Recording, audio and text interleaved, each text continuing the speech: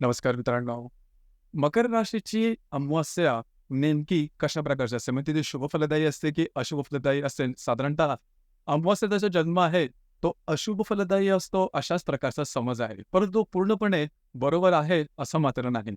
याचप्रमाणे मकर राशीच्या अमावास्येच्या ज्या व्यक्ती आहेत, त्यांचं संपूर्ण व्यक्तिमत्व जीवनाकडे बघण्याचा दृष्टिकोन एकंदरीतच कशा प्रकारचा असतो, या सर्व संदर्भातली चर्चा आपण या व्हिडिओमध्ये करणार आहोत. तर साधारणतः मकर राशीची अमावास्या ओळखायची कशी पत्रिकेमध्ये? पत्रिकेमध्ये ज्या ठिकाणी 10 अंक लिहिलेले आहेत, त्या ठिकाणी रवी आणि चंद्र एकत्र असतील किंवा ते युतीत असतील, तर ती जी पत्रिका आहे, ती मकर राशीच्या अमावास्येची पत्रिका आहे, असं म्हणायला हरकत नाही. मकर राशीबद्दल सांगायचं झालं, लक्षात घ्या, या मकर राशीमध्ये अमावास्या तुम्ही बघितलं तर रवी आणि चंद्र दोन्ही ग्रह जे आहेत, हे एकत्र आहेत. त्यामुळे मकर राशीचे सर्व चांगले वाईट गुणधर्म त्या व्यक्तीमध्ये जास्त प्रमाणात दिसून येते आणि त्यांच्या वागण्यात, बोलण्यात, एकंदरीत त्यांच्या संपूर्ण व्यक्तिमत्वात मकर राशीचे गुणधर्म तुम्हाला बऱ्याच प्रमाणात दिसून येतील.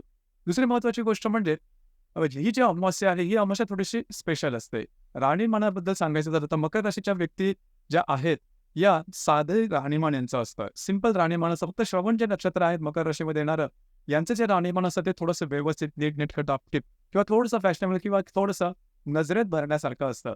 तर मगर राशीबद्दल थोडंसं सांगायचं झालं तर कालपुरुषाच्या पत्रिकेमध्ये 10व्या स्थानात येणारी ही रास आहे, स्त्री रास आहे. राशीचा जो स्वामी आहे तो शनी आहे. राशीचे जे तत्व आहे ते पृथ्वी तत्व आहे आणि चर स्वरूपाची ही रास आहे. आता जसं सांगितलं तसं याचं जे व्यक्तिमत्व असतं ते खूप चांगलं असतं, अट्रॅक्टिव्ह असतं, सौंदर्य चांगलं असतं.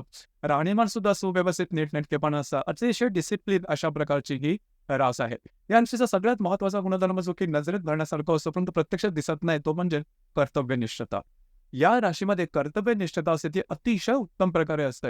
आपली जी काही कर्तव्य असते ती व्यवस्थितपणे ते पूर्ण करतात. त्यांच्यावर ज्या जबाबदाऱ्या असतात त्यासुद्धा त्या पूर्ण करून दाखवतात. खास करून जे श्रवण नक्षत्र आहे त्यांच्यावर कुठल्या ना कुठल्या प्रकारची परिवाराची जबाबदारी येतेच. ही गोष्ट अगदी म्हणजे लिहून ठेवण्यासारखी आहे किंवा लक्षात घेण्यासारखी आहे आणि त्यांना ती निभवावीच लागते.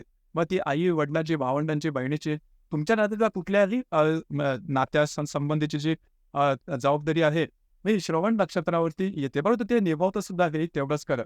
दुसरी सगळ्यात महत्त्वाची गोष्ट म्हणजे परजीवरच जो गुणधर्म आहे, म्हणजे कुठलंही काम न थकता, न दमता आपण कंटिन्युअस करत राहायचं. त्याच्यामध्ये कितीही जर का तुम्हाला फेलियर जरी आले, तरीसुद्धा ते करत जायचे. ही जी क्षमता आहे, म्हणजेच तुम्हाला दूरगामी यश मिळवण्याकरता जो गुणधर्म सगळ्यात महत्त्वाचा असतो, तो गुणधर्म मकर राशीमध्ये जन्मजात दिसून येतो आणि यामुळेच या राशीच्या ज्या व्यक्ती असतात, या व्यक्ती जीवनामध्ये सफल होतात. साधारणतः थोड्याशा लेट सफल होतात, थोडासा उशीर लागतो. परंतु 35-40च्या नंतर या ज्या व्यक्ती आहेत, त्या व्यक्ती जीवनामध्ये अगदी व्यवस्थितपणे सफल होताना दिसतात. ही गोष्ट खूप महत्त्वाची आहे आणि यांच्यामध्ये टेम्परामेंट किंवा पेशन्स जो आहे, वाट पाहण्याची जी गती आहे किंवा शक्यता आहे, ती अतिशय चांगली आहे. म्हणजे इम्पेशंट कधीच नसतात. म्हणजे अधीरता याच्यामध्ये दिसून येते. धीर यांच्यामध्ये खूपच चांगल्या प्रकारचा दिसून येतो आणि त्यामुळे मॅच्युरिटी खूप चांगली असते. मकर राशीच्या जी छोटी मुलं जरी तुम्ही बघितली, तरी त्यांच्यामध्ये ही जी मॅच्युरिटी आहे ती खूप चांगली असते. दुसऱ्यांना रिस्पेक्ट देऊन बोलणारे किंवा वागणारे असतात. थोडेसे कुलाचार वगैरे सांभाळणारे किंवा ऑर्थोडॉक्स ज्याला आपण म्हणतो, ते असं धार्मिक आध्यात्मिक भाव या अमावास्येमध्ये थोडं जास्त प्रमाणात दिसून येतो. ही गोष्ट चांगली असते खरं तर. त्यामुळे एक मानवतावादीचा दृष्टिकोन यांच्यामध्ये दिसून येतो. म्हणजे प्रॅक्टिकल नेचर. पैसे कुठे, कधी, कसे खर्च करायचे, कशा प्रकारे सेव्हिंग करायचे. पैशाची किंमत या अमावास्येत एवढी किंवा या राशीवर एवढी इतर कोणत्याही राशीमध्ये दिसून येत नाही. पैशाच्या बाबतीत नीट विचार करून खर्च करतील. ही गोष्ट खूप चांगल्या प्रकारची असेल. बऱ्याच वेळा तुम्हाला हाही अनुभव येईल, की मकर राशीच्या ज्या व्यक्ती असतात, यांचा जन्म मुळातच आर्थिक बाबतीत थोडासा कमजोर स्थितीमध्ये झालेला असतो, बरोबर? आणि त्यामुळेच होतं काय, की पैशाची किंमत काय आहे? जग कशावर चालतं? तुमची किंमत जगामध्ये कशावर ठरते? हे यांना अगदी बालपणापासून प्रत्यक्ष अनुभवाने समजतं. त्यामुळे पैसे हेच महत्त्वाचे आहेत किंवा पैशानेच तुमची पत वाढणार आहे, हा जो की युनिव्हर्सल नियम आहे, हा यांना अगदी तरुणपणातच किंवा बालपणात समजतो. त्यामुळे यांच्यासाठी यांचं जे काम असतं, हे सगळ्यात महत्त्वाचं असतं आणि त्यानंतर बाकीच्या गोष्टी. बऱ्याच वेळेला आपलं असाही समज होतो, की मकर राशीच्या ज्या व्यक्ती आहेत, त्यांच्यामध्ये भावभावना थोड्याशा कमी आहेत, असं मुळीच नाही. भावभावना यांच्यामध्ये असतात, परंतु कुठल्या गोष्टीला किती महत्त्व द्यावं, हे त्यांना चांगलं ठाऊक असतं आणि त्यामुळेच या ज्या व्यक्ती असतात, या सफल असतात. कुठल्याही प्रकारचा उद्योगधंदा, काम, नोकरी नाही, यांचं असंही नसतं, की यांना हे फक्त उद्योगच करतील किंवा बिझनेसच करतील, असं अजिबात नाही. नोकरीमध्ये असतील तरीसुद्धा स्थिर भाग्योदय यांचा होत असतो. हळू-हळू मात्र स्थिर अशा प्रकारचा भाग्योदय यांच्यामध्ये दिसतो. जर का कुठला व्यवसाय करत असतील, तर व्यवसायामध्ये सुद्धा अफाट यश मिळतं. परंतु थोडंसं थांबावं लागतं आणि ती थांबण्याची जी गुण असतो तो ह्याच्यामध्ये खूप चांगला असतो.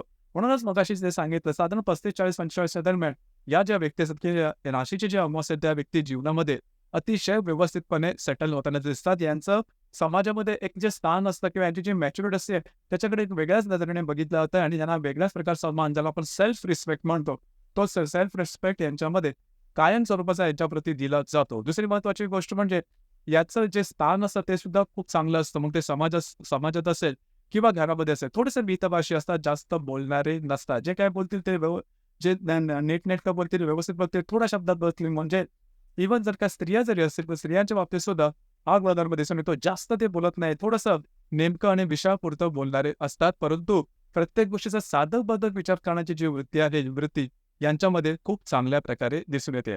दुसरी महत्त्वाची गोष्ट म्हणजे रिलेशनशिपच्या बाबतीत सांगायचं झालं, तर रिलेशनशिप यांच्या आयुष्यात फार कमी आहेत. म्हणजे खूप काही रिलेशनशिपमध्ये ते अडकत नाही.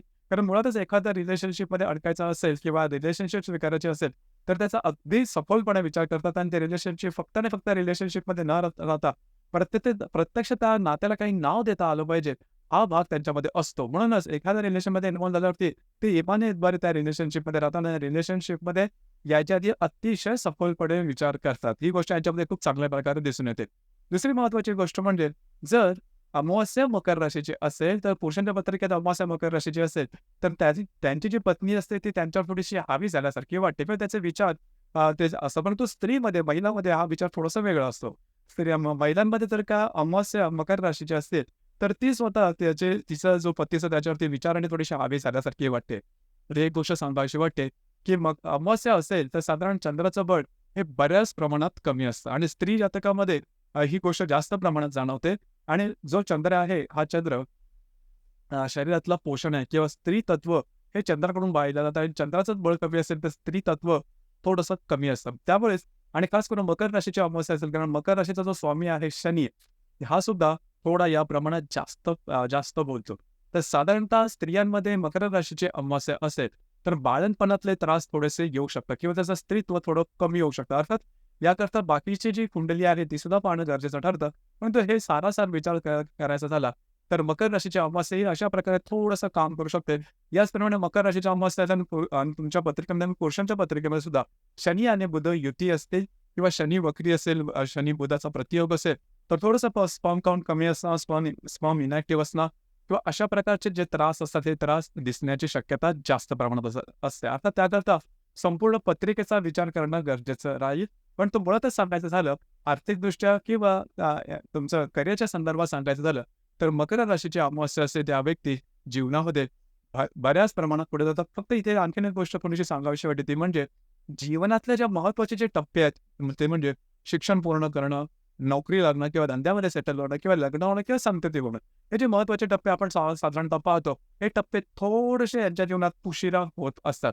तर हे थोडंसं वेगळं असतं. परंतु ही जी रास आहे मुळातच रविचंद्र दोन्हीही मकर राशीत खास करून शनीच्या राशीत आल्यामुळे अशा प्रकारचे अनुभव साधारण येताना दिसतात.